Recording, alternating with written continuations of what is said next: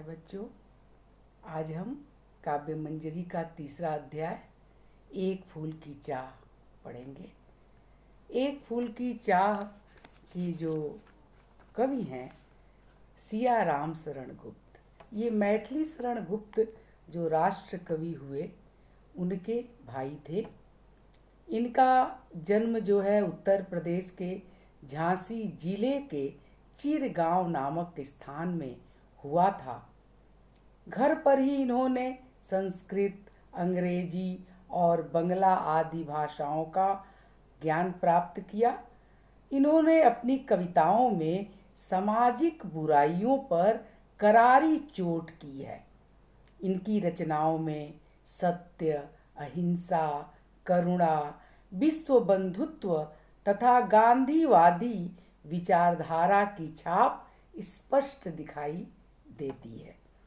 इन्होंने कथात्मक, भावनात्मक और विचारात्मक सभी प्रकार की कविताओं की रचना की है।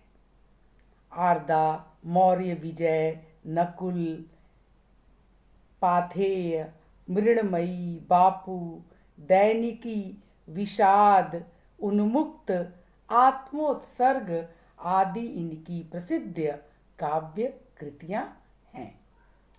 सियाराम शरण जी की भाषा अत्यंत सरल है।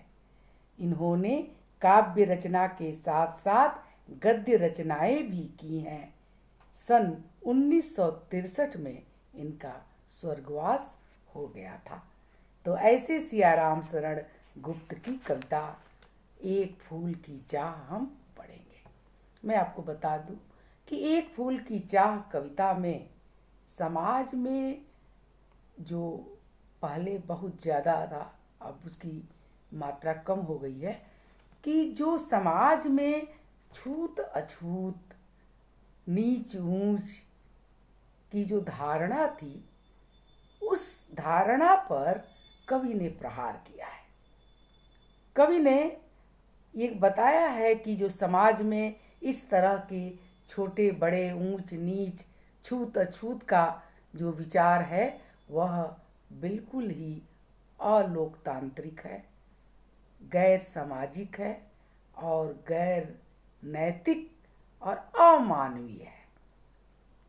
क्योंकि ईश्वर ने किसी भी मनुष्य को छोटा बड़ा नहीं बनाया है। ईश्वर ने सबको समान बनाया है। कबीरदास जी कहते हैं कि अगर ईश्वर को भेदभाव करना होता तो सबका जन्म अलग तरीके से होता और सबकी मृत्यु भी अलग तरीके से होती। जब जन्म और मृत्यु में इस कदर समानता है तो मनुष्य के जीवन में इतना भेदभाव क्यों? ये जो भेदभाव है यह मनुष्य ने ही बनाया है। कुछ स्वार्थी तत्वों ने अपने स्वार्थ के लिए इस तरह की धारणा बनाई। मैं आपको यह भी बता दूं कि हमारी जो हिंदू संस्कृति थी, इसमें वर्णाश्रम था। वर्णाश्रम में 4 वर्णों में समाज को बांटा गया था और उसका जो वो जन्म के आधार पर नहीं था, कर्म के आधार पर था। यानी जिसका पठन पाठन में रुचि होती थी वो ब्राह्मण कहलाया। जो युद्ध और लड़ने भिड़ने में शक्तिशाली शरीर से ज़्यादा होता था, लड़ने भिड़ने में उसकी रुचि होती थी, उसे क्षत्रिय कहा गया। और जो वणिक का काम करता था, जिसको व्यापार में रुचि थी, उसे वैश्य कहा गया। और जो सेवा भावी था, जो सेवा करता था, जो शरीर से हृष्ट पुष्ट था और जिसका मन बड़ों की सेवा में या समाज की सेवा में लगता था, उसे शूद्र कहा गया। तो शूद्र, आप ध्यान से सोचें तो शूद्र सबसे महान काम करता है। शूद्र सबकी सेवा करता है, सबके दुख में उसकी देखभाल करता है, सबकी परेशानियों में काम आता है। तो ऐसा व्यक्ति तो निश्चित रूप से महान है। लेकिन हमने शूद्र को बाद में नीच जाति कह दिया और उससे वे सारे निकृष्टतम कार्य हम कराने लगे जो हम नहीं कर सकते। यानी सब साफ सफाई करना, और भी इस तरह के काम। तो जो हमारी गंदगी को साफ करता है, जो हमारे घर को, हमारे सड़कों को, हमारे चारों तरफ वातावरण को स्वच्छ रखता है, उसे हमने कह दिया कि तुम अछूत हो। ये तो अच्छा न्याय है कि जो आपकी गंदगी को साफ कर रहा है, जो समाज को स्वच्छ बना रहा है, उसे आप नीच कह रहे हैं।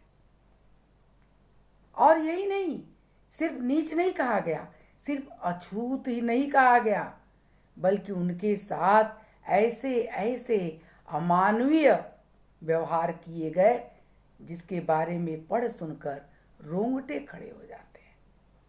उन्हें समाज की मुख्य धारा में शामिल ही नहीं किया गया, उन्हें समाज की मुख्य धारा से काट दिया गया। वह अन्य वर्णों की तरह, अन्य जातियों की तरह किसी भी सुविधा का उपभोग नहीं कर सकते थे। यानी न वो उस तरह से विवाह कर सकते थे, उस तरह के वाद्य अपने विवाह में उनके नहीं बजने चाहिए, और जो ही बड़ी जाति के लोग सामने आए उनको साष्टांग लेट जाना पड़ता था पेट के बल, और उनको प्रणाम करना पड़ता था जब तक वे गुजर न जाए। यानी उनकी परछाई से भी जो तथाकथित सभ्य जातियां थीं वो बचा करती थी, जबकि उनके घरों के सारे ऐसे काम, जो साफ सफाई का काम, स्वच्छता का काम, वे ही लोग करते थे। तो इसमें उन्हें कोई छूत नहीं लगता था कि वे हमारा काम क्यों कर रहे हैं, और बाद में वे उन्हें अछूत मानकर उनके साथ बहुत ही बुरा व्यवहार करते थे। कवि ने इस समस्या पर अपना ध्यान केंद्रित किया है और ये कविता लिखी है। इस कविता में उन्होंने समाज का ध्यान इस कुरीति की ओर ले जाना चाहते हैं। कवि इस कुरीति की ओर ले गए हैं, ये बता रहे हैं कि देखिए ये यही समाज है कि जिसमें अछूतों के साथ किस तरह का व्यवहार किया जाता था। निश्चित रूप से कविता का उद्देश्य यही है कि ये अंधविश्वासपूर्ण जो रीति रिवाज है, या जो ये पक्षपातपूर्ण जो व्यवस्था है, वह बदल देनी चाहिए। कवि का यही उद्देश्य है। तो हम इस कविता को पढ़ते हैं और फिर इसकी व्याख्या हम आपको समझाते हैं। बहुत रोकता था सुखिया को, न जा खेलने को बाहर, नहीं खेलना रुकता उसका, नहीं ठहरती वह पल भर। इसमें एक ऐसे पिता और पुत्री की कहानी है इस कविता में, कि एक पिता जो दलित है, जो अछूत है, उसकी एक बेटी सुखिया नाम की है। तो पूरे नगर में, पूरे गांव में, पूरे शहर में जहाँ भी वो रहता है वहाँ महामारी फैली हुई है। जिस तरह आजकल कोरोना फैला हुआ है, जिसके वजह से सभी लोग घरों के अंदर कैद हैं और बार बार मना किया जाता है कि सामाजिक दूरी बनाए रखें। इसी तरह की महामारी फैली हुई थी। तो वो अपनी बेटी को, सुखिया को, बाहर खेलने जाने से रोकता था। बहुत रोकता था सुखिया को, न जा खेलने को बाहर। बेटी बाहर खेलने को मत जाओ। लेकिन बच्चे तो बच्चे, बिटिया भी तो उसकी छोटी थी और अभी उसको इतना ज्ञान नहीं था कि पिता किस उद्देश्य से मना कर रहे हैं। वह उसका खेलना नहीं रुकता था, वह बार बार बाहर चली जाती थी। नहीं खेलना रुकता उसका, नहीं ठहरती वह पल भर। वह घर में एक पल भी नहीं ठहरती थी, बार बार खेलने के लिए बाहर निकल जाती थी। मेरा हृदय कांप उठता था, बाहर गई निहार उसे। पिता का हृदय कांप उठता था कि इतनी महामारी फैली हुई है और बिटिया बार बार बाहर चली जा रही है, कहीं कुछ उसको हो न जाए, इस डर से उसका हृदय कांप उठता था। यही मनाता कि बचा लूं किसी भांति इस बार उसे। यही सोचता रहता था कि किसी तरह इस महामारी से इस बार तो कम से कम अपनी बेटी को मैं बचा लूं। भीतर जो डर रहा छिपाए, हाय वही बाहर आया। जो उसके अंदर डर समाया हुआ था, जो जिस बात से उसे डर लग रहा था, एक दिन वह बाहर आ गया, अर्थात वही हुआ जिसका उसे डर था। हाय वही बाहर आया। एक दिवस सुखिया के तन को ताप तप्त मैंने पाया। एक दिन मैंने सुखिया के शरीर को बुखार से तपता हुआ पाया। यानी वो महामारी, वह रोग सुखिया को लग गया था और वह बुखार से तपने लगी थी। ज्वर में बिह्वल हो बोली वह, क्या जानूं किस डर से डर। वो बच्ची भी डर गई अंदर ही अंदर, न जाने उसने क्या सोचकर वह बेचैन थी। और इस बेचैनी में उसने पिता से कहा, मुझको देवी के प्रसाद का एक फूल ही दो लाकर, कि आप मुझे देवी के मंदिर से प्रसाद का फूल लाकर एक दे दीजिए। उस बच्चे के मन में भी देवी के प्रति श्रद्धा थी। उसे लगता था कि शायद उस पूजा के फूल से मैं ठीक हो जाऊं। ये उसकी जो उम्मीद थी, इसलिए उसने अपने पिता से कहा कि पिताजी, मुझे देवी के मंदिर से मुझे जाइए और वहाँ से प्रसाद का एक फूल लाकर मुझे दीजिए। क्रमशः कंठ क्षीण हो आया। यह कहते कहते उसका जो गला है, उसकी जो आवाज़ है, वह कमज़ोर पड़ गई। वह बहुत कमज़ोर हो रही थी, इसलिए उसकी आवाज़ भी धीमी हो गई। शिथिल हुए अवयव सारे और उसके शरीर के सारे अंग बिल्कुल शिथिल पड़ गए, वो ढीली पड़ गई। बैठा था नव नव उपाय का, चिंता में मैं मन मारे। मैं नए नए उपाय, यानी इस बीमारी को दूर करने का नया नया उपाय सोचता हुआ चिंता में मैं मग्न उसके सिरहाने बैठा था, उसके पास बैठा था और सोचता रहता था कि क्या करूं कि मेरी बेटी स्वस्थ हो जाए।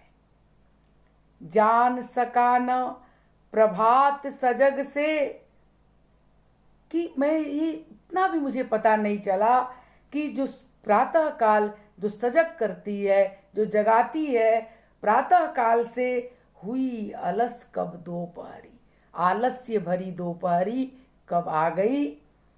स्वर्ण घनों में कब रवि डूबा, कब लौटी संध्या गहरी, और कब सुनहरे बादलों में रवि डूब गया, सूर्य डूब गया।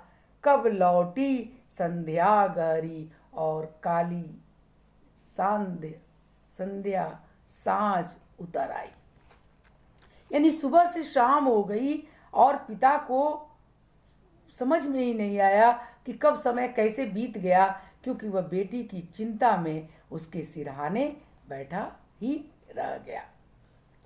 सभी ओर दिखलाई दी बस अंधकार की ही छाया, और फिर रात हो गई, चारों ओर अंधकार ही अंधकार छा गया।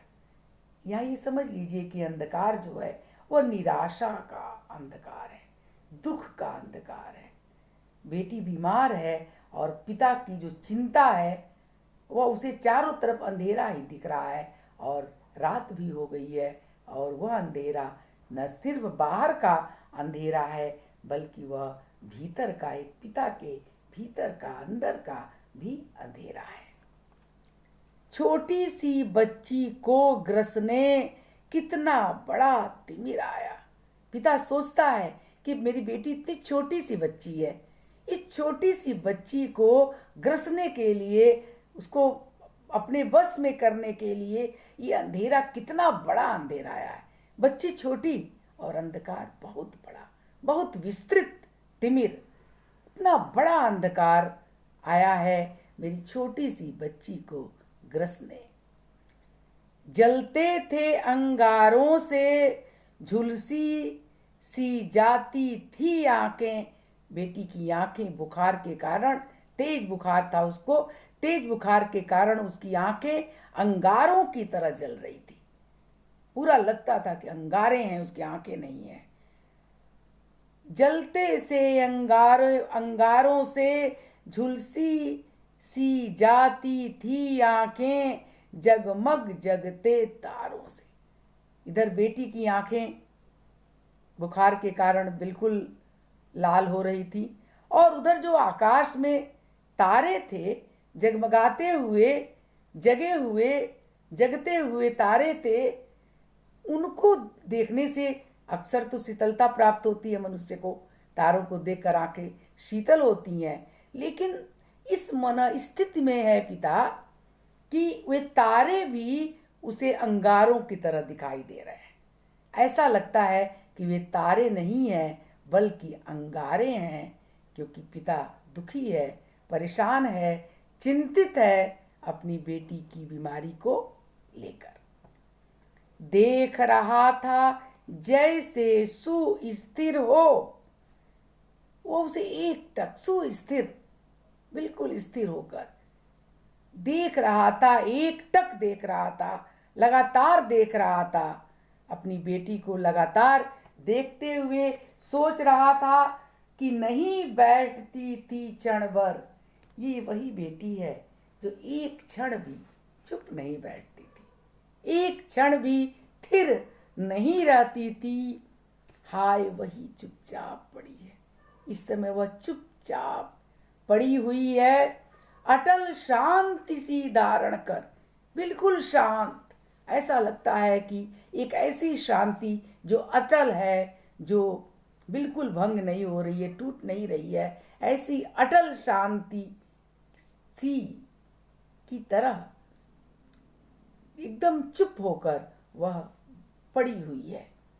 सुनना यही चाहता था मैं उससे सुनना चाहता था, से स्वयं ही उकसाकर, एक बार उसको और उकसाकर कि वह यही कहे कम से कम, मुझको देवी के प्रसाद का एक फूल ही दो लाकर, कि पिताजी मुझे देवी के प्रसाद का एक फूल लाकर दे दो। कम से कम इतना भी कह दे, इतना ही बोले। हमेशा बोलने वाली बिटिया, हमेशा बोलने वाली बच्ची चुपचाप पड़ी हुई है, यह पिता को सही नहीं हो रहा है, सहन नहीं हो रहा है, और वो चाहता है कि बेटी कम से कम इतना तो कहे, वही बात कहे जो उसने कहा था कि मुझे देवी के प्रसाद का एक फूल लाकर दे दीजिए। पिता फिर अपनी बेटी की इच्छा पूरी करने के लिए, ये अंतिम इच्छा ही थी उसकी, क्योंकि उसके बाद जिस स्थिति में बिटिया थी उसके बचने की कोई उम्मीद नहीं थी, तो एक अंतिम इच्छा उसकी जो थी उसको पूरा करने के लिए पिता देवी के मंदिर की तरफ जाता है। अब देवी के मंदिर का वर्णन देखिए, कितना भव्य मंदिर है। ऊंचे शैल शिखर के ऊपर, बहुत ही ऊंचे पर्वत के शिखर की सबसे ऊंचाई पर मंदिर था। विस्तीर्ण विशाल, एक बहुत बड़ा, बहुत बड़े दायरे में बहुत ही विस्तीर्ण और बहुत बड़ा मंदिर था। स्वर्ण कलश सरसिज विहसित थे।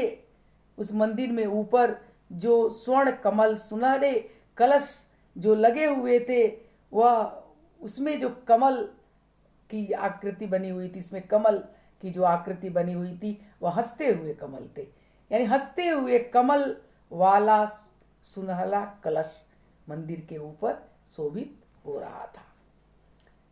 पाकर समुदित रवि कर जाल, इसलिए वो और सुंदर दिख रहा था क्योंकि उस पर रवि कर जाल, रवि सूर्य की कर माने किरणों के जाल समूह उस पर पड़ रहे थे, यानी उस पर सूर्य की किरणें साक्षात पड़ रही थी, जिसके कारण वह सुनहरा जो कलश था, जिसमें जो इसके बीच में जिसके कमल उसमें बने हुए थे, तो वह जो है बहुत ही सुंदर दिखाई दे रहे थे, चमक रहे थे। दीप धूल से आच्छादित था मंदिर का, ये तो ऊपर का, मंदिर के ऊपर का हिस्सा जिसमें स्वर्ण कलश बने हुए हैं, जिसमें कमल के खिले हुए कमल के फूल बने हुए हैं, वे सूर्य की किरणों से लगातार वो प्रतिभासित हो रहे हैं, सुंदर दिखाई दे रहे हैं, चमक रहे हैं। और मंदिर के आंगन में देखिए दीप धूल से आच्छादित था। दीपक की धूल से, जो बहुत सारे दीपक वहाँ जलाए गए थे, उसकी धूल से आच्छादित भरा हुआ था, चारों ओर दीपक धूल से वह भरा हुआ था। मंदिर का आंगन, सारा मंदिर का सारा आंगन जो था, सारा परिसर, मंदिर का जो अंदर के जो परिसर था, आंगन था, वह दीप की धूल से भरा हुआ था। गूंज रही थी भीतर बाहर मुखरित उत्सव की धारा। कोई उत्सव था जिसके कारण जो मंदिर के भीतर और बाहर दोनों तरफ जो है मुखरित था, आवाज़ें आ रही थी, लगातार लोग भजन कीर्तन प्रार्थना कर रहे थे और गीत गा रहे थे, भजन गा रहे थे। उसकी आवाज़ जो है से पूरा मंदिर के बाहर और भीतर का पूरा जो हिस्सा था वह गुंजित था, लगातार उसमें आवाज़ आ रही थी। भक्त वृंद सब मधुर कंठ से गाते थे सभक्ति मुद में।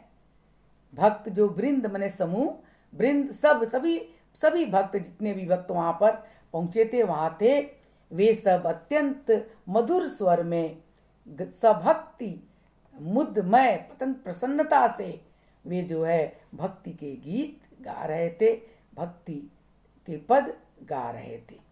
वे भक्ति का पद क्या गा रहे थे? पतित तारणी पापहारणी। पतित तारणी, पतित माने पापियों को तारने वाली, मुक्ति प्रदान करने वाली, पापहारणी और पाप को हरने वाली, पाप को हरने वाली माता तेरी जय जय जय। ये माता आपकी जय हो, क्योंकि आप जो है पापियों को तारती हैं और पाप को हर लेती हैं। अब वहाँ पिता उपस्थित है, जो दलित व्यक्ति है, जो अछूत है, जो अपने बेटी के लिए प्रसाद का फूल लेने गया है, वो अभी उस मंदिर में उपस्थित हो गया है। मेरे मुख से भी निकला, और इस तरह भक्ति में जो वातावरण था, चारों ओर इस तरह का वातावरण था कि उस वातावरण में उसके मुंह से भी निकला, पतित तारणी तेरी जय जय। वह भी भजन गाने लगा, साथ में उन लोगों के स्वर में स्वर मिलाकर वह भी भजन गाने लगा। बिना बढ़े ही मैं आगे को, जाने किस बल से ठिकला। बहुत भीड़ थी, वो पीछे खड़ा था, सबसे पीछे खड़ा था, लेकिन जब भीड़ होती है तो सब एक दूसरे को धक्का देते हैं, और उसी धक्के के कारण वो बहुत आगे तक पहुंच गया, और उसने तो आगे नहीं जाना चाहता था सबको ठेल कर, लेकिन वह अपने आप आगे पहुंच गया, क्योंकि पीछे वाले लोगों ने उसे ऐसे धक्का दिया कि वह आगे की तरफ आ गया। और चूंकि प्रसाद की थाल लेकर गया था, जिसमें दीप थे, फूल थे, तो और पुजारी जो है दीप और फूल ले लेते हैं और देवता को चढ़ाते हैं, देवी को समर्पित करते हैं। तो मेरे दीप फूल लेकर वे, पुजारी ने, जो मंदिर का पुजारी था, उसने वे उसके दीप और फूल ले लिए और अम्बा को अर्पित करके, और माँ देवी की माँ को अर्पित करके दिया। पुजारी ने प्रसाद जब आगे को अंजलि भर के, और अंजलि भर प्रसाद उन्हें दिया, अंजलि भरकर उसे प्रसाद दिया। ये एक ऐसी घटना थी जो उसके लिए पहली बार घटित हो रही थी, क्योंकि दलितों का, अछूतों का मंदिर में प्रवेश वर्जित था, तो वह इस तरह के हालात से वो गुजरा नहीं था। और जब पुजारी ने उसे प्रसाद दिया तो वह इतना ज्यादा भाव विभोर हो गया कि दिया पुजारी ने प्रसाद जब, आगे को अंजलि भर के भूल गया उसका लेना झट। वह तुरंत लेना भूल गया उसको। प्रसाद वो दे रहे हैं और वो चुपचाप अवाक खड़ा है, सोच ही नहीं पा रहा है कि प्रसाद हमें जल्दी से झट से ले लेना चाहिए। भूल गया उसका लेना झट, परम लाभ सा पाकर मैं। बहुत बड़ा लाभ मुझे मिल रहा था, इस परम लाभ को पाकर मैं उसे लेना ही भूल गया। कि अकस्मात आशातीत रूप से अगर कोई चीज़ मिल जाती है तो हम थोड़ी देर के लिए वहाँ पर किंग कर्तव्य विमूढ़ हो जाते हैं, सोच ही नहीं पाते कि हम इस समय क्या करें, उसको लें या नहीं लें, कुछ समझ में नहीं आता, चुपचाप खड़े रह जाते हैं। भूल गया उसका लेना झट, परम लाभ सा पाकर मैं, सोचा बेटी को माँ के ये पुण्य पुष्प दूं जाकर मैं। उसका दिमाग तो अपनी बेटी के पास था। उसने सोचा कि इस पवित्र पुष्प को जो देवी की चरणों में चढ़ाया जा चुका है, इस पुष्प को मैं अपनी बेटी को दूंगा, क्योंकि यह उसकी आकांक्षा है। वो आगे बढ़ता है और जो मंदिर के बाद जो है सिंह पौर तक भी आंगन से, मंदिर उसके अंदर के आंगन से दरवाजे की तरफ वो बढ़ता है और आखिरी में जो मंदिर खत्म होने लगता है वहाँ पर सिंह पौर बना हुआ था और मैंने उसका आखिरी हिस्सा, वहाँ पर सिंह की आकृति बनी होती है दोनों तरफ से और वहाँ से बाहर का रास्ता होता है। सिंह पौर तक भी आंगन से सिंह पौर तक भी नहीं पहुँचने मैं पाया। मैं अभी वहाँ भी नहीं पहुँच पाया। सहसा यह सुन पड़ा, एकाएक मुझे यह सुनाई पड़ा, कैसे यह अछूत भीतर आया। यह अछूत भीतर कैसे आ गया? किसी ने उसे पहचान लिया था, लोगों ने उसे पहचान लिया था, कुछ लोगों ने, और वे चिल्ला रहे थे, कैसे यह अछूत भीतर आया, पकड़ो देखो भाग न जाए, पकड़ो इसको देखो भाग न जाए। बना धूर्त है यह कैसा, इस दुष्ट को देखो, इस धूर्त को देखो कैसा बना हुआ है। बना हुआ है यानी साफ सुथरा दिख रहा है, साफ स्वच्छ परिधान किए है, इसने साफ और स्वच्छ वस्त्र पहने हैं, भले मनुष्यों के जैसा, अच्छे मनुष्यों की तरह। अब आप सोच सकते हैं कि अछूतों को साफ और स्वच्छ कपड़े और अन्य लोगों की तरह साफ और स्वच्छ कपड़े पहनने का भी अधिकार नहीं था। इतना बड़ा अन्याय उनके साथ था कि वो साफ स्वच्छ कपड़े नहीं पहन सकते थे। उनके जैसे कपड़े तो दूर की बात है, वे साफ धुले हुए स्वच्छ कपड़े तक नहीं पहन सकते थे। और ये स्वच्छ कपड़े पहनकर ताकि लोग समझे कि ये बड़ा आदमी है, बड़े आदमी का मतलब ये ऊंची जात का है। स्वच्छ परिधान पहनने का मतलब सीधे सीधे ऊंची जाति से था। तो ये देखो, इसने धोखा दे रहा था, इसने स्वच्छ कपड़े पहन लिए हैं और ऐसा रूप बनाकर आया है ताकि कोई इसे पहचान न सके। बड़ा धूर्त है, बना धूर्त है यह कैसा, कैसा यह धूर्त बना हुआ है। पापी ने मंदिर में घुसकर किया अनर्थ बड़ा भारी। अरे इस पापी ने तो मंदिर में घुसकर बहुत बड़ा अनर्थ कर दिया है, बहुत बुरा किया है।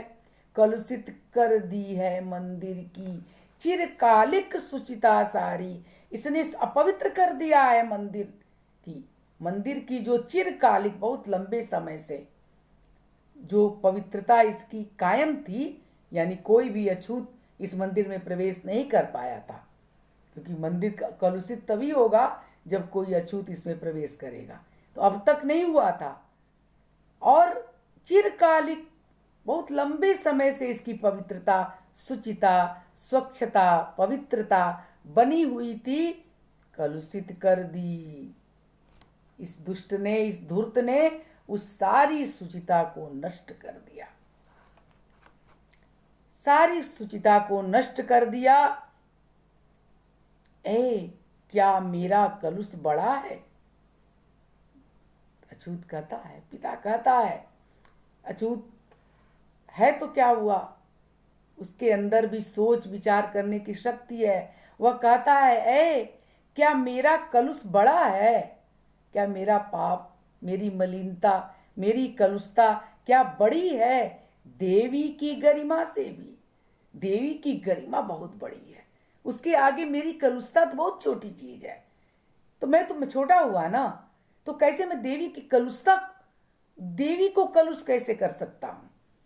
देवी इतनी दिव्य है, देवी की गरिमा इतनी बड़ी है, देवी इतनी बड़ी है, तो मैं अदना सा छोटा सा व्यक्ति, मेरे कारण उनकी गरिमा कैसे छोटी हो सकती है? किसी बात में हूं मैं आगे माता की महिमा के भी। माता की महिमा इतनी बड़ी है, क्या मैं किसी भी बात में उनसे बड़ा हूं, आगे हूं? इसका मतलब कि मेरे कारण माँ की गरिमा न कम हो सकती है और न माँ की महिमा कम हो सकती है। माँ के भक्त हुए तुम कैसे, करके यह विचार खोटा। तब वहां पर उपस्थित उन संभ्रांत जनों ने कहा, तुम माँ के भक्त कैसे हो गए भाई? तुमने ये विचार, इतना बुरा विचार अपने मन में तुम लाए कैसे कि तुम माँ के भक्त हो सकते हो? ये बात उसने सुनी थी, तो वो कहता है, दलित कहता है कि भाई तुम लोग कैसे भक्त हो?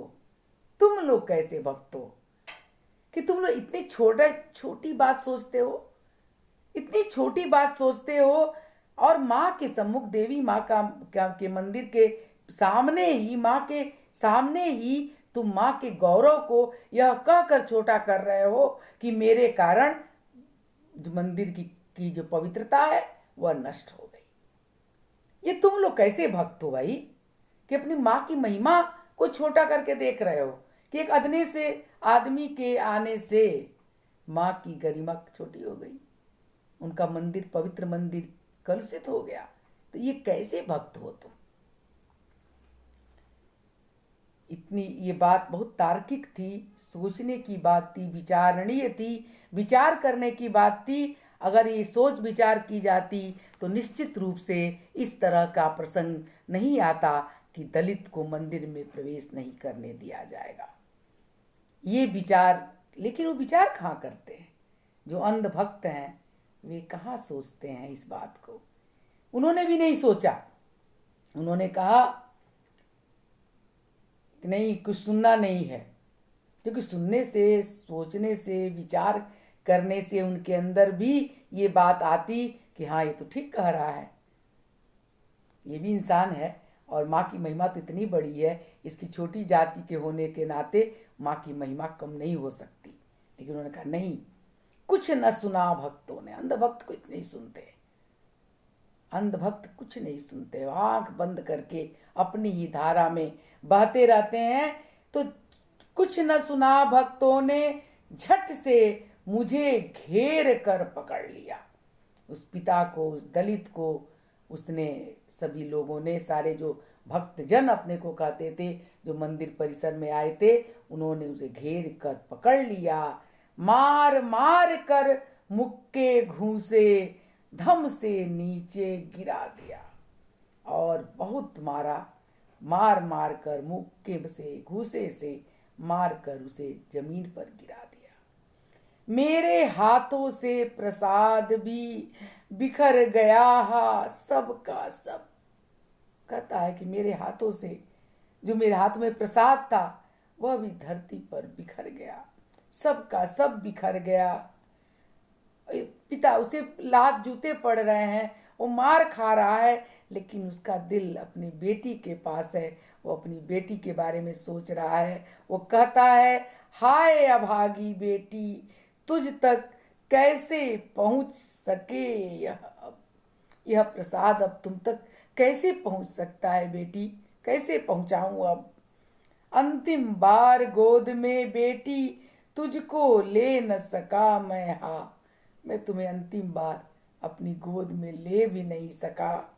एक फूल माँ के प्रसाद का तुझको दे न सका मैं, हाय हाय मैं कैसा अभागा पिता हूँ कि तुम्हारी एक छोटी सी इच्छा कि देवी माँ के मंदिर का फूल पाने की इच्छा भी मैं पूरा नहीं कर सका।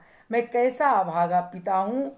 इस तरह से दलित अपने दुख को व्यक्त करता है। निश्चित रूप से कविता यहाँ समाप्त होती है और हजारों प्रश्न हमारे सामने छोड़ जाती है।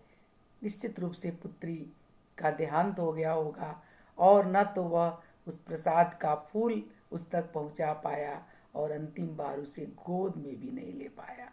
एक पिता का जो दुख है, वो जो तकलीफ है, क्या वह इसलिए कम है कि वह अछूत है, वह दलित है और इस समाज के बनाए हुए जो नियम है उनके कारण उसकी भावना इतनी आहत की जाए, क्या यह न्यायोचित है? ये कविता तमाम प्रश्न हमारे सामने छोड़ती है, हमारे अंदर एक आक्रोश पैदा करती है कि ये भेदभाव बंद होना चाहिए। इस तरह का अछूत और छूत और अछूत का जो विचार है, इसको बिल्कुल खुरच खुरच कर समाज के मन से निकाल देना चाहिए। निश्चित रूप से वह समय जब ये कविता लिखी गई तब यह समस्या बहुत अपने प्रचंड रूप में थी और बाद में काफ़ी इस पे कानून बने और तमाम हमारे समाज सुधारकों ने, गांधी जैसे विचारकों ने इस समस्या को के समाधान के लिए बहुत प्रयास किया और आज ये स्थिति नहीं है। काफ़ी हद तक इसमें सुधार है, हालांकि इसे पूरी तरह से अभी निर्मूल भी नहीं कहा जा सकता है।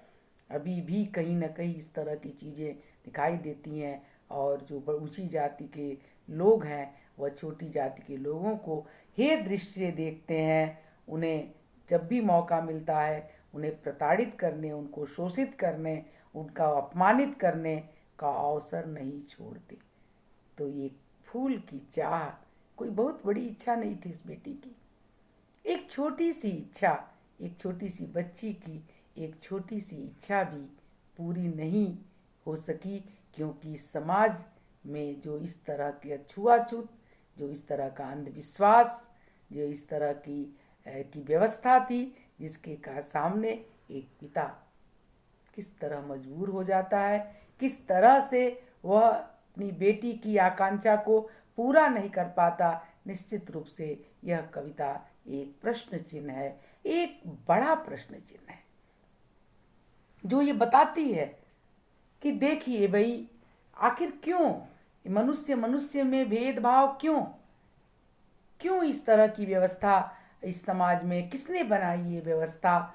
क्या ईश्वर ने? ईश्वर ने तो ये व्यवस्था नहीं बनाई है। अगर ईश्वर ने नहीं बनाई है तो निश्चित रूप से कुछ ऐसे लोगों ने बनाई है जो बहुत ही चालाक लोग थे और जिन्होंने ये व्यवस्था अपने स्वार्थ की पूर्ति के लिए बनाई और उन्होंने एक पूरी मनुष्य जाति को अपमानित किया और उनका शोषण किया और काफ़ी समय तक उन्हें पशुवत जीवन जीने के लिए मजबूर किया। स्त्री शूद्रो न अधीयताम, स्त्री और शूद्र को शिक्षा का भी अधिकार नहीं है। ये वाक्य सूक्ति वाक्य बना दिया गया कि स्त्री को भी और शूद्र को पढ़ने का अधिकार नहीं, स्वाध्याय का अधिकार नहीं। यानी पढ़ लिख लेगा, जागृत हो जाएगा तो वो अपने अधिकारों को जानने लगेगा और अपने अधिकारों को जानने लगेगा तो निश्चित रूप से वह विद्रोह करेगा और विद्रोह करेगा तो समाज में जो बनाई हुई व्यवस्था थोपी गई है उस पर वह टूट जाएगी और व्यवस्था टूटेगी तो फिर उनका स्वार्थ कैसे पूरा होगा? जो उनसे अपनी सेवा करवाते हैं और सेवा के बदले में उनसे कुछ देना भी नहीं चाहते, अपने खेतों में काम करवाते हैं, अपने घरों की सफाई करवाते हैं, बंधुआ मजदूर बना कर रख लेते हैं।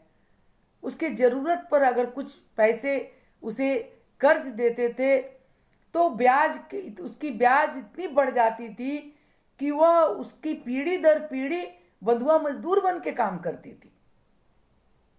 ये सारा शोषण कैसे कर पाते?